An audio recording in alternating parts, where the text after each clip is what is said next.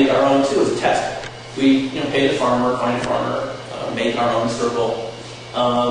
It's really a lot of fun, actually, because you learn a lot about. I don't think you can really understand the whole process unless you begin to make them too, because you really interact with the weed, and you get to feel the energy, and you're there before it's made, you're there making it, and then you're there afterwards, and you get to feel what happens. And what we found was that our own formations had a lot of static charge that was different from before. And so that showed that, at least in some sense, there was an energetic shift by positioning the weed in this way, pushing down on the board, actually created some sort of energetic properties. So this is what ours looked like. We made a little one at the top, and then a bigger one, and then we came back after dinner. We had this idea for the farmers had been giving us 3 or 4. Came back after dinner, started at night. It got dark.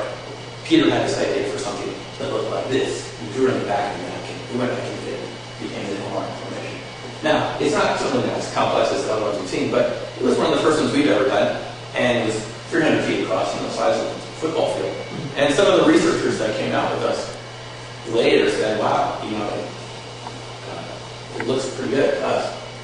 So this is one that Peter made for a Japanese TV station.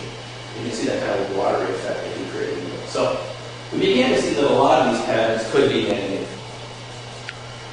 And they created energetic effects on our static energy. It doesn't prove anything one way or another, but it shows that there's an energetic pattern there that you don't see in the field beforehand. There's a shift. It's a subtle shift, but it's over a big area. And it could be enough. Subtle energy science says that even a small change can create big effects if it's coherent enough. The coherency is important, not the picture. The whole idea with this subtle energy science is it's not the size of the hammer that matters, it's how well you aim it. Even a little hammer aimed right can have a lot of effect. And that's what subtle energy science tells us with Dr. William Tiller's experiments and so forth, with thought intention. We've had this with Larry Dossi with, distant healing, power of prayer and so forth.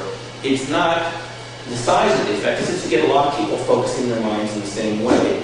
Creates measurable effects that you can see in equipment far away. With Dr. William Tiller, he's found that when he has his meditators meditating on an object, it creates what he calls conditioned space. And that space, even though it's hard to measure, it affects fruit fly growth compared to another object that was not meditated upon. It affects the temperature of the air around it or the water. Just slightly, but enough consistently to show you that there is an effect of thought on matter. An idea that's an anathema to classical science.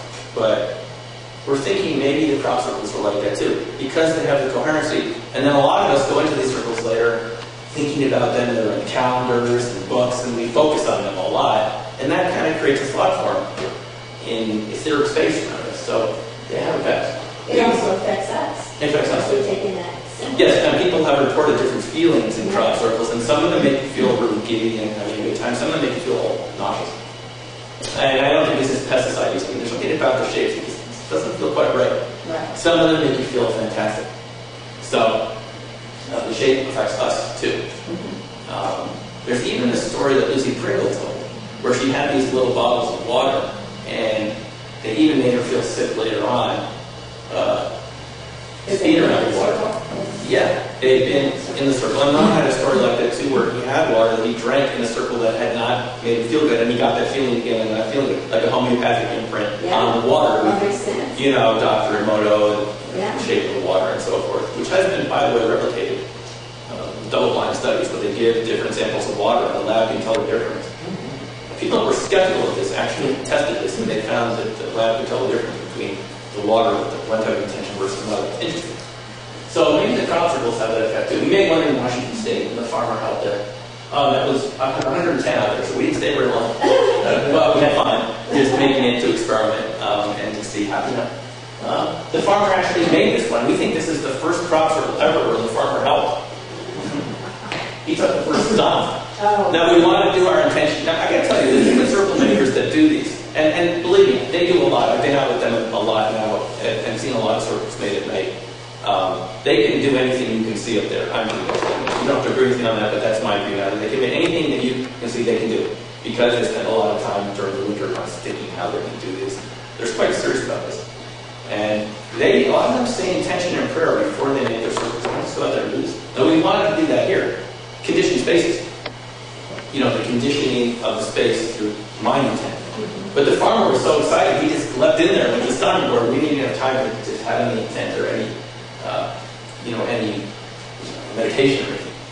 But nonetheless, he helped us, and he's always curious what they were looking like. So we're talking about that. Now, naturally occurring downed grasses. This is just from a shot of this grass that I found on my land. I own some acres up there in Idaho, just woods, just to enjoy the space. And there's some grasses out there. It borders actually wheat fields, by the way. None of those crops were from mine, by the way. I didn't think. But I've been waiting to see it anyway up there. But this looks kind of like the coherency you start to see in crop circles. Now, the technical term in material science is anisotropy. Anisotropy is nice. Anisotropy is when everything lines up in a coherent direction. Now, what you get in kind of downed crop is called wind damage, sometimes. Lodging in England, they call it. It's when the wind comes along and rainstorms and it lodges and the crop goes down. It doesn't quite have a crop circle. Sometimes it gets close, but it doesn't quite have the coherency. And naturally forming down, wind damage, grasses and so forth, we're starting to get that coherency. You can see they're not quite there compared to crop circles and so forth. You can see that really nice lay pattern. Now, I don't think that lay pattern is just something that looks pretty. When you look, and we'll get into this in a second, when you look at a lot of the evidence in material science, this is the basis for liquid crystals. Is a lot of different grains, all pointing in the same direction. When they all point in the same direction, they're all lining up, following the so-called director point, all the way around, thousands of them, you begin to get effects. I don't know exactly how it happens with these. Each stalk of wheat is contributing its energy, or perhaps as Colin Andrews says, one of the first guys to study this seriously, and he has a background in electrical engineering. His idea, and it's a great idea, is that, when they're all standing up like this, they're kind of isolated from each other, like an insulator. But when they're all lying down on the ground, they're kind of like a conductor. They're all touching. They don't do that when they're normally standing up. They don't touch like that. So maybe there's some sort of electrical functioning going around when they're all lined up in the pattern, which is why we get some of these really weird effects. Spiral shapes are pretty important in crop circles. They've been important in geometry, Taoism, lots of different ideas for a long time. We see them a lot in crop circles. Now, one of the ones that didn't have spirality everywhere was this math matrix that we made in 2006 for Scott Flansburgh. This is the world's record holder for adding numbers to his head faster than anybody else. And he wanted to do this as an advertisement for his ideas about the number 9. So he kind of created this pattern for him.